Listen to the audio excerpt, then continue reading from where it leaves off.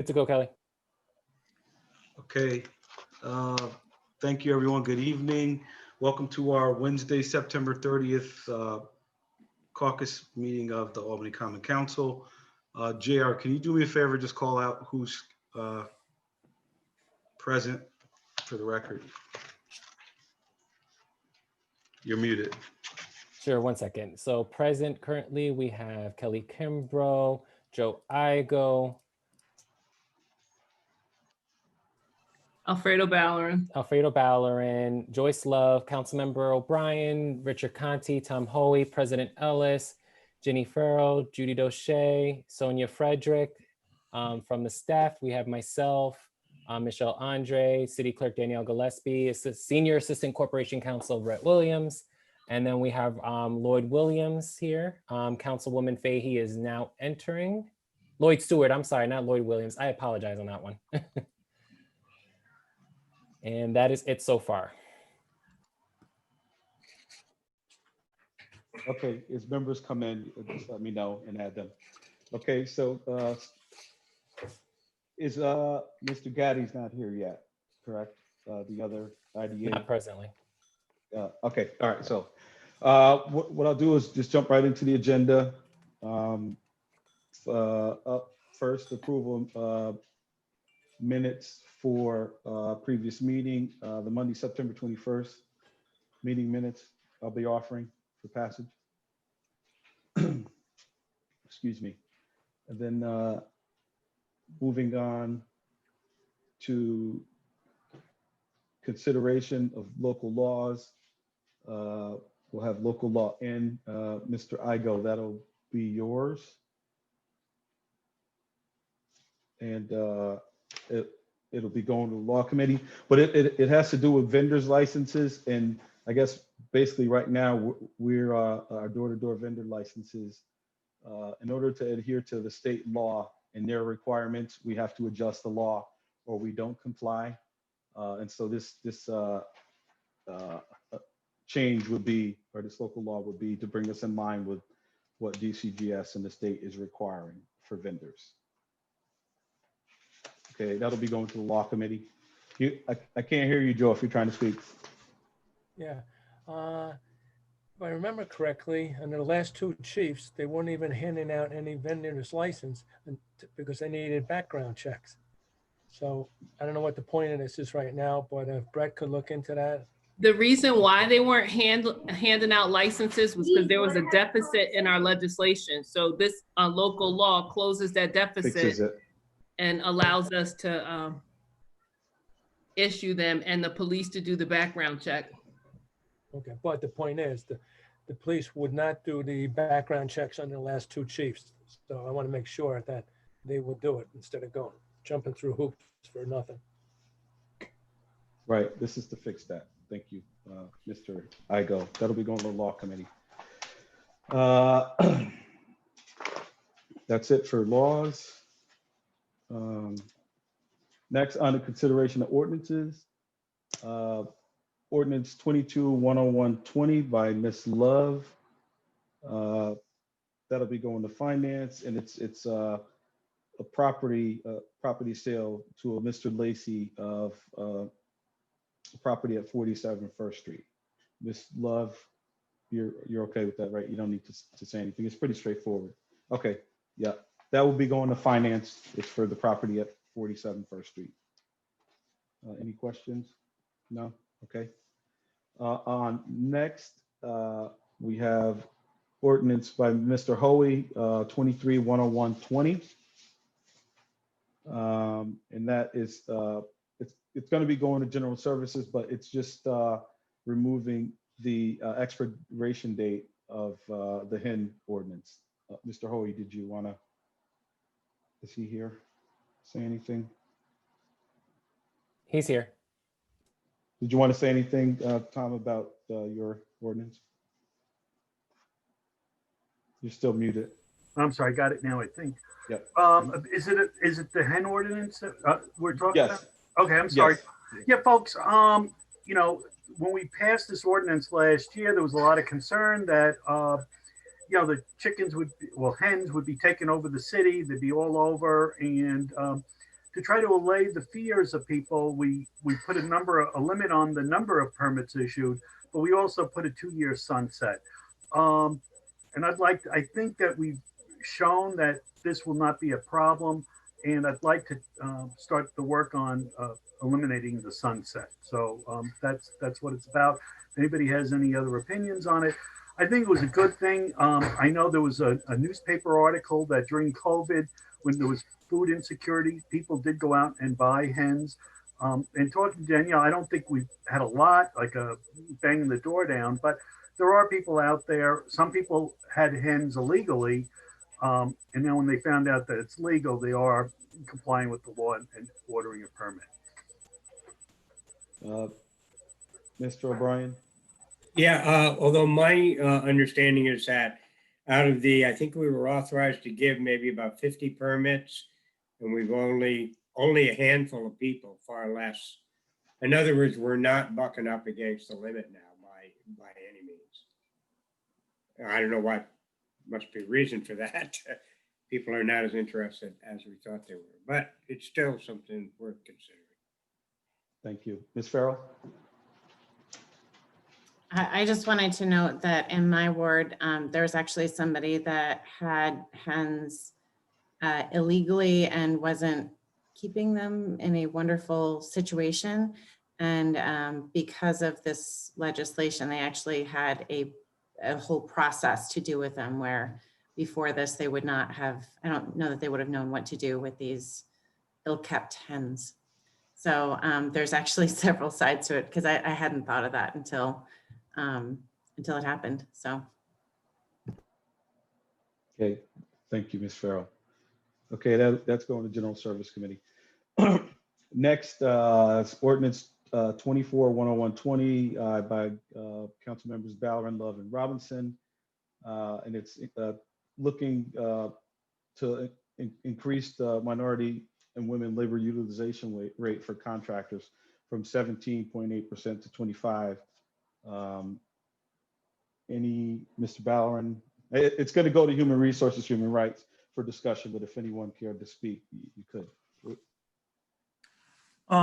Yeah, it's basic. We're looking to increase our women and minorities labor utilization. We currently are at 17.8%. We're looking to bring it up to 25%. We're also working with the administration to bring up the labor contracts from 7.5% to 15%. Right now, currently that's a policy, so that's not in our scope. But this is in our scope, so we're hoping to get this moved forward, and we're also pretty confident that the administration will also change the policy as well to have more of a ambitious goal. Okay, thank you, Mr. Ballerin. Again, Human Resources, Human Rights, that'll be going to.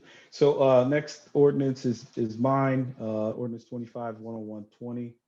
It'll be going to finance. Again, it's another property sale. It's a sliver of land down off of Broadway, off of Genesee Street.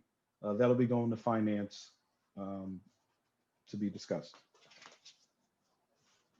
So that'll be it for ordinances. Next on to resolutions. Ms. Fahey, on behalf of Finance, 88-10120R for Mr. Gaddy, adding Mr. Gaddy to the IDA. We have Mr. Gaddy here. Mr. Fahey, Ms. Fahey, I'm sorry, did you care to say anything, or we'll just have Mr. Gaddy speak? Well, we currently have one opening. Jakeem Hoke has resigned, and for that position, Louie Stewart was selected, and we will have a second opening at the end of December. Dominic Calcelero will be resigning. Okay. And Anthony Gaddy has been selected for that position, and that will begin the 1st of next year. So, Mr. Gaddy, welcome. Thank you, and I apologize for being late. I was in the process of doing some moving into our new offices, so I apologize for being late and slightly underdressed. Okay, well, we're glad you're able to join us tonight. And if you could take a minute and just explain why you are interested in serving in this role on the IDA board. Well, the city of Albany is my home. I'm very passionate about the future of this city. I look forward to contributing and serving to the growth of it in terms of economic development, community development, workforce. I think I bring a unique perspective to this, what I hope will be of value and contributing to the IDA as part of the Chamber of Commerce that I represent. And just my overall capacity to serve my community is what inspired me to reach for the opportunity. So I'm humbled and honored to have been appointed starting, I did receive the letter, and I'm just very excited to get started and contribute to any way I can to the growth of the city. Okay, well, thank you very much, Mr. Gaddy. We really appreciate your willingness to serve. Likewise. Well, thank you for the honor. And I apologize, I noticed that Louie Stewart is here, and welcome, Lloyd. If you could introduce yourself and explain a little bit why you're interested in serving on the IDA board.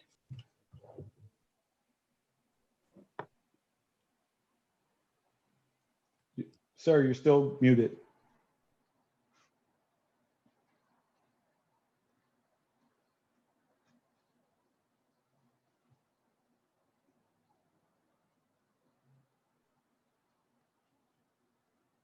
Okay. Is it good? Okay. Yep, we're good. Thanks, sir. I think I unmuted everybody. Okay. I'm sorry, your question. Oh, we just wanted to welcome you, Mr. Stewart, and thank you for your willingness to serve on the IDA board. And I just wanted to give you a minute to introduce yourself and Yes. say a few words. Yes, excuse me. My name is Louie Stewart. I'm a lifelong member of the city of Albany. I've worked in a number of community agencies and organizations during the course of my time living in Albany, and always with the idea and the intention of trying to leave the city in a better place through my contributions than before I got here or got there. I've done a lot of community development work and economic development. I'd like to be able to do some of that work with the city, and I feel that this may be the opportunity to be able to come together with people of like minds and attempt to try and move Albany into the righteous position it should be in terms of the capital of the state of New York, but then also to deal with a lot of the internal problems that exist within the individual minority disadvantaged communities, those who are living on the marginal lines in Albany. And I think I bring a different perspective in terms of those situations, having worked in the field of economic and community development for over 40 years. I would like to see what it is that the city is interested in doing and how I might be able to help them pursue their ideas and their goals. Sounds terrific. Thank you very much, Mr. Stewart. Really appreciate you coming tonight. My pleasure. Thank you, sir. Mr. O'Shea, did you want to make a comment? Yes. So I sat in on the interviews for all the candidates. We had a very impressive group of candidates, 5 candidates for these positions. And we were thrilled with that. And it was, we were very pleased to agree on these 2 individuals, and we agreed rather rapidly. And so I'm very pleased that they are willing to serve in this capacity. One of the things that I want to note to Mr. Gaddy is that he's in a unique position knowing that he's going to be serving on the IDA. And there are items that will come up on the agenda now for introduction that may not be voted on until he is on the IDA board. So he has the advantage of being able to sit in on those and observe, and maybe then also ask questions on the side of the staff there, and walk into there even better prepared than he is currently for that. So thank you, gentlemen, very much, both of you, for being willing to serve our community in this capacity. Thank you. Thank you as well. And if I may add, I'm glad to hear that I will have a little bit of time to observe and learn so that I may be better prepared when I do begin my term of service. So thank you for letting me know that. How you doing, Mr. Stewart? Good to see you. All right, brother. How you feeling? I'm well, sir. Thank you. One of my newest Facebook friends, huh? Yes, sir. I look forward to seeing you soon. Okay, thank you, gentlemen, for being willing to serve. Look forward to your participation. Okay, so for Mr. Stewart's resolution, it's 89-101-20R, and that'll be a pass also. So that was it for the new resolutions. I got agenda item 9 under resolutions held by Mr. Johnson, who doesn't appear to be here, but it was just an amendment of his resolution to call for the mayor to look into building a community center in the South End. So that was amended. So the intention is for that to be brought up for a vote and passed also at Monday's meeting. Did anyone have any questions? Because that's what we had on the agenda. No? So, okay, just a couple of updates. If no one had any questions about the agenda, is we're in the process of trying to hire an attorney for the blood plasma lawsuit. We got a couple of names and including Whiteman, Osterman, Hanna, and the Napersky law firm that they do this kind of work. So we're in the process of trying to get them on board so they can review the lawsuit and give us a briefing on where we're at and how we're going to proceed on that. So, and Mr. O'Brien and Ms. Doche will need your expertise or your skill sets to help out with that. So that's it for that. We have on that lawsuit, the return date was for October 23rd. However, Corp Counsel has requested an extension, and I believe Mr. Wright's law firm has, who's a part of the plaintiff, agreed to that. But just the same, we're going to get our attorney and our representation in line as soon as we can, so we can answer that suit. That was that. Anyone have any questions about that? Yeah, the point is that apparently the Corp Counsel is representing themselves, the planning board. And not only that, they briefed the planning board and they filed a notice of appearance as representing them. For what it's worth, I just want to say that. Yeah. Thank you, Mr. O'Brien. Okay, and next, an update on the police collaborative. We have a few members that participate in that, a few of our committee chairs. Just an update. It's been a couple of weeks. The first 2 weeks was most of the stuff is foundational. There was some implicit bias trainings and whatnot early on.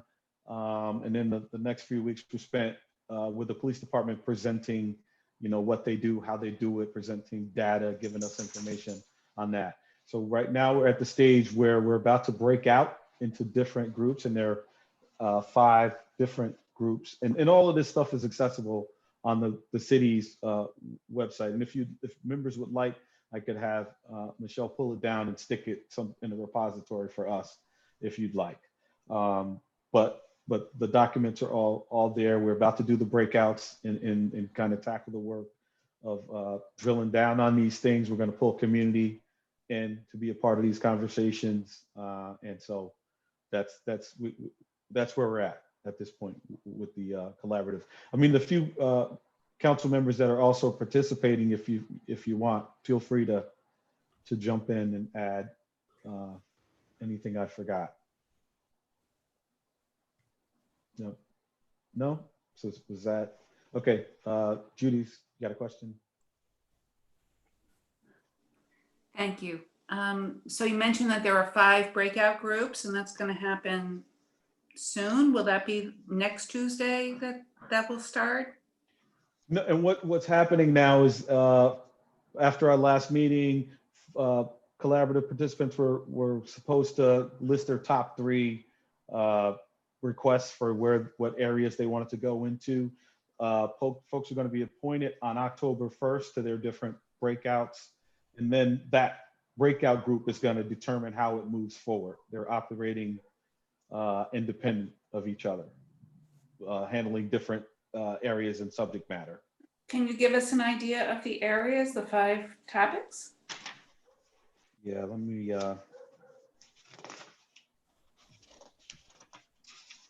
And I also want to add, I'm hoping that the mayor or somebody issues a press release of sorts once those breakout groups have been determined and set up, because I think that that's a significant step in this process that we should keep the entire community informed of. Thank and you. if they don't issue one, then maybe we should. Okay. So the work groups are policies, standard operating procedures, and policies and standard operating procedures. The next is civilian oversight. Then there's police department functions. Then community safety and restorative justice. And lastly, recruitment, training, and officer development. I think that's it. Recruitment, recruitment, training, and officer development. Thank you. Okay, so Ms. Farrell, you want to take us through any of our budget and financial? Yeah, so the mayor's budget presentation will be tomorrow, October 1st, as traditional. It's going to be at 11 a.m. and there won't be any teenagers leaving there. They're actually would prefer members to do it via Zoom. So I'm assuming that we'll be getting that Zoom link tomorrow sent out. So anyone that is able to join is welcome to. If not, I believe it will also be broadcast. The digital version will be sent out to members tomorrow as well. There will be a paper version that we can pick up, and I'm assuming at City Hall, but they're going to give it to staff, and that will be available tomorrow. So if people want to get that, then they can. So the big focus that I said is that since we're doing it virtually, and so there's not necessarily a rush to get into City Hall for the paper copy, we will definitely have the digital copy. So that's those are the major pieces of the budget. So we'll see what happens from there. The mayor said that that the budget on a whole wouldn't be overly surprising. They are not going to build in cuts. I asked about that, and they said that they were, since there's a big push with the state for state funding. Now my dog gets in. The big issue is it's difficult to have that push if the budget does not reflect the need for those funds. So we'll see exactly what happens. They will be planning internally for potential reductions, but that's not something that will be reflected in the document. So we should be getting all of that tomorrow morning. Does anyone have any questions? Yeah.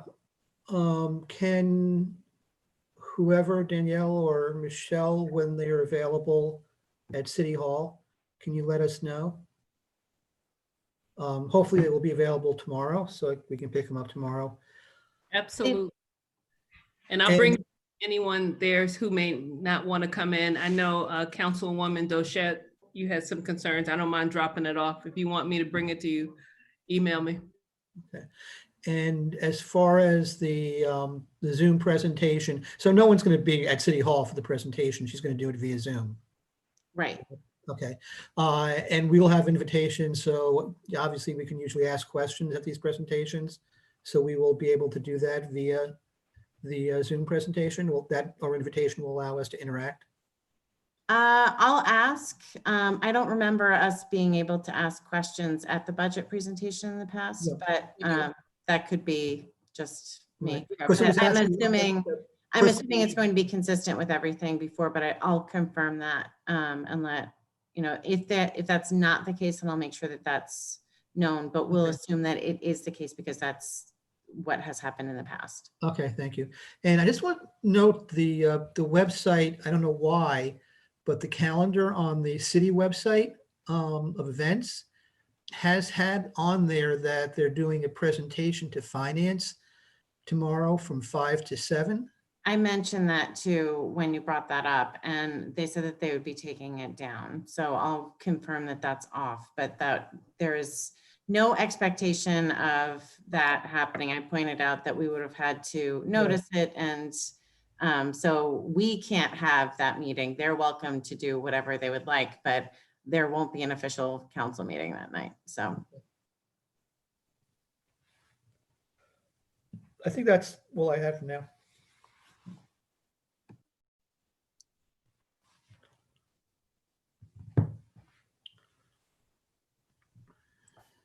Any other questions or comments?